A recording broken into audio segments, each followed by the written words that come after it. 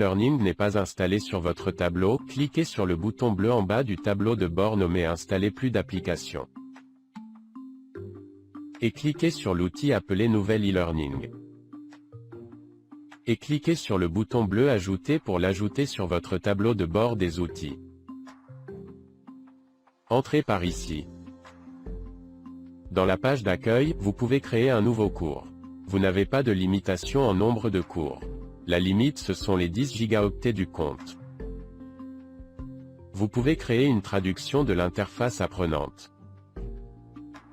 Vous pouvez aussi gérer un cours existant.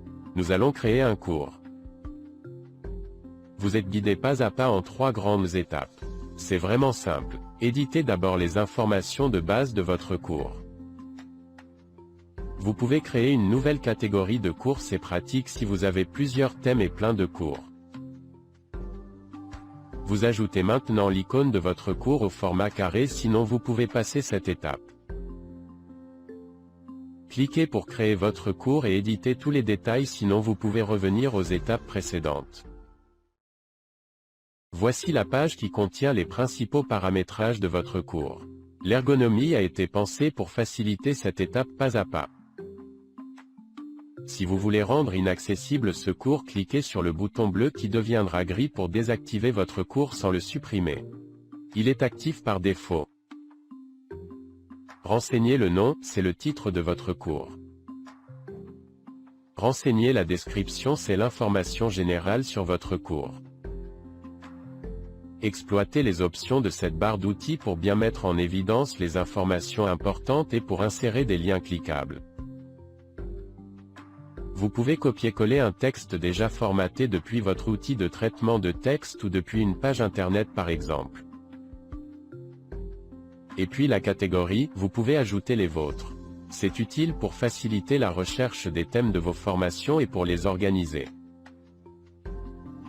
Vous pouvez créer vos propres traductions de tous les mots de l'interface utilisateur ou sélectionner une que vous avez déjà enregistrée. Vous pouvez indiquer la durée approximative du cours, c'est à titre informatif et n'a aucune conséquence sur le déroulement réel du cours. C'est une nouveauté, l'apprenant peut envoyer directement une question à l'instructeur qui indique ici son adresse de réception des emails. Affichez la barre de recherche pour les apprenants qui s'affiche si le cours est ouvert au public sans inscription. Pensez à sauver vos modifications souvent. Sur le second onglet nommé Instructeur, vous ajoutez une photo en cliquant sur la case grise et une description des compétences du formateur. Cette partie est particulièrement importante pour gérer les accès de vos apprenants. Cette partie est particulièrement importante pour gérer les accès de vos apprenants. Cliquez sur la liste pour choisir parmi ces 3 possibilités. Notez que les apprenants peuvent voir la description du cours mais pas son contenu sur le deuxième choix. Si l'inscription est désactivée, alors la seule façon d'accéder à votre cours c'est en l'achetant avec l'outil Super Checkout. Si vous avez créé une page de vente de votre cours avec l'outil Super Checkout, c'est ici que vous devez mettre son lien URL. Ici indiquez le nom de domaine du site où vous avez intégré votre cours, par exemple dans un espace membre sécurisé, comportant une boîte iframe. Comme ça, vous empêchez qu'il soit détourné et revendu sur un autre site. C'est le même type de protection très efficace qu'utilise Vimeo. Cet onglet permet d'insérer le contenu multimédia de votre cours, qui est organisé en modules, eux-mêmes pouvant contenir une ou plusieurs leçons. Utilisez le bouton vert Ajouter un module pour le créer. Éditez le nom et la description du module. Cela peut être modifié facilement par la suite. Évitez de mettre un nom de plus de 5 mots. Être bref et synthétique. Ceci est une nouvelle étape, n'oubliez pas de modifier le texte. Les boutons à droite permettent de créer, dupliquer, rédiger ou supprimer des leçons ou le module. Vous pouvez changer l'ordre des leçons avec la souris par simple glisser-déposer. L'onglet Contenu permet d'insérer les fichiers multimédia. Vous avez 11 possibilités pour insérer des fichiers. Cela peut être vidéo ou PDF ou sonore ou image ou HTML ou texte simple. Vous pouvez téléverser facilement un fichier sur le serveur de Builderall, que ce soit une vidéo, une image ou un PDF. Vous pouvez téléverser facilement un fichier sur le serveur de Builderall, que ce soit une vidéo, une image ou un PDF. Ils seront affichés dans un lecteur simple comme ici la vidéo. Attention à votre limite de compte de 10 gigaoctets. Compressez au maximum vos vidéos. Le fichier PDF est affiché dans un visualiseur intégré simple et pratique. Ça permet de ne pas obliger un téléchargement chez l'apprenant. Vous pouvez intégrer facilement le contenu d'un site existant, par exemple un espace membre de Builderall que vous ne voulez pas refaire. Cette fonction est particulièrement chouette car vous pouvez mettre un contenu très riche et créatif au design parfait créé avec Cheetah par exemple.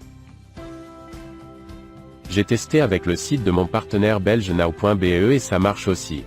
En revanche, Facebook et d'autres sites majeurs ne l'autorisent pas. L'onglet suivant est très utile pour les vendeurs de formation avec garantie de remboursement et ceux voulant étaler la diffusion du contenu du cours. Chaque leçon peut être bloquée jusqu'au délai que vous indiquez ici par rapport à la date d'inscription de votre apprenant. Laissez à 0 pour un accès immédiat. Imaginez que vous souhaitez délivrer un cours par jour pendant 30 jours. Alors la leçon 1 vous indique dans délai de jour, puis leçon 2 vous mettez 2, etc.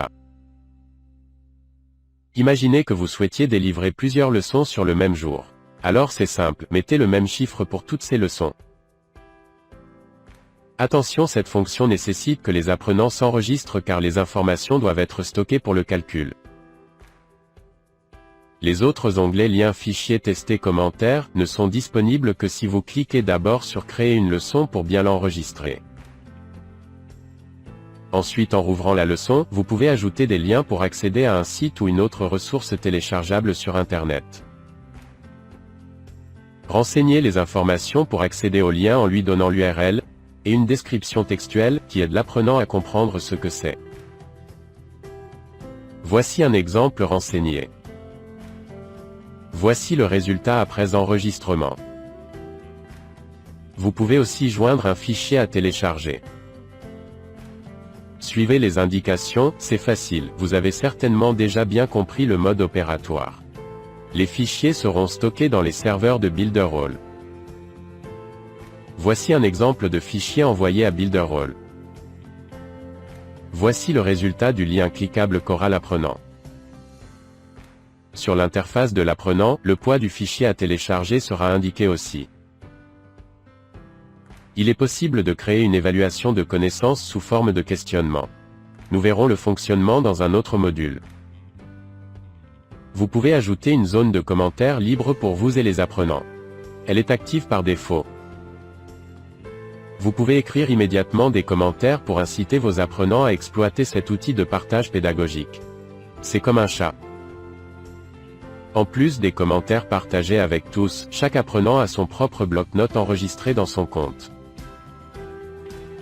Les notes sont affectées à chaque leçon. Découvrez l'éditeur de test final par questionnement. Il fonctionne comme celui des leçons. Il a en plus, le paramétrage du certificat de réussite. Il faut choisir comment calculer le critère de réussite chiffré, soit en pourcentage de bonnes réponses, soit avec une valeur chiffrée fixe. Le pourcentage c'est plus simple à gérer, surtout si on ajoute ou retire des questions pas obligées de changer. Par exemple, ici cela veut dire que votre apprenant doit avoir au moins 80% de bonnes réponses pour réussir le test. Attention, l'inscription est obligatoire. Car c'est grâce à cela que Builderall peut cumuler et sauvegarder les résultats et actions des apprenants. Ajoutons des questions dans notre évaluation finale. Cliquez sur le bouton pour ouvrir l'éditeur de questions.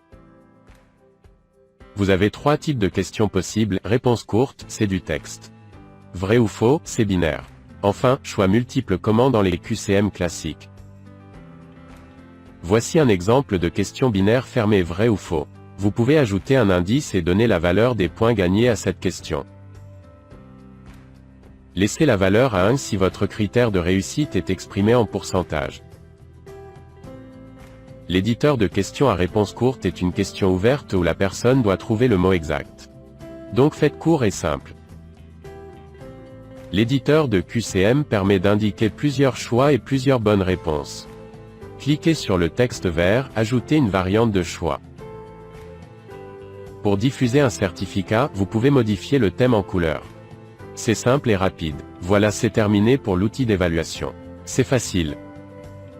Vous pouvez configurer le design de la page d'accueil de l'apprenant. Cliquez sur ce bouton vert pour modifier le thème.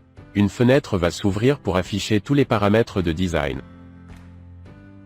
Vous pouvez changer les couleurs, les modèles, les barres d'outils, les dimensions d'affichage notamment.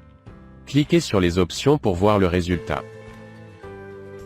Même la largeur de la page de formation peut être réduite en mode boîte, tablette. Testez par vous-même toutes les options. Ceci est une nouvelle étape, n'oubliez pas de modifier le texte. Cliquez sur ce bouton pour permettre aux apprenants de personnaliser le thème de leur e-learning et ainsi s'adapter à leurs goûts et contraintes techniques. Cliquez sur ce bouton pour afficher aux apprenants la barre de progression parmi toutes les leçons du cours. Dans ce champ, vous pouvez ajouter du code de type CSS pour personnaliser encore plus votre design. C'est réservé aux gens à l'aise avec ce code. Pour la page d'accueil, il faut décider du contenu multimédia à montrer en premier. Ici, j'ai sélectionné une image que j'ai téléchargée dans cette boîte. Mais deux autres choix sont possibles. Commençons par le choix de page d'accueil standard. L'affichage sera basé sur les informations détaillées de description du cours que vous avez peut-être renseigné. Terminons par le choix de page d'accueil de type iframe. Vous pouvez y mettre le contenu d'une page de site internet ou le contenu d'une application tierce qui fournit un code de type iframe. C'est terminé, vous pouvez sauver vos modifications. Et votre cours est prêt à être distribué à vos clients. Bravo! Pour obtenir le lien URL ou le code d'intégration dans une fenêtre iframe, cliquez là sur le bouton bleu.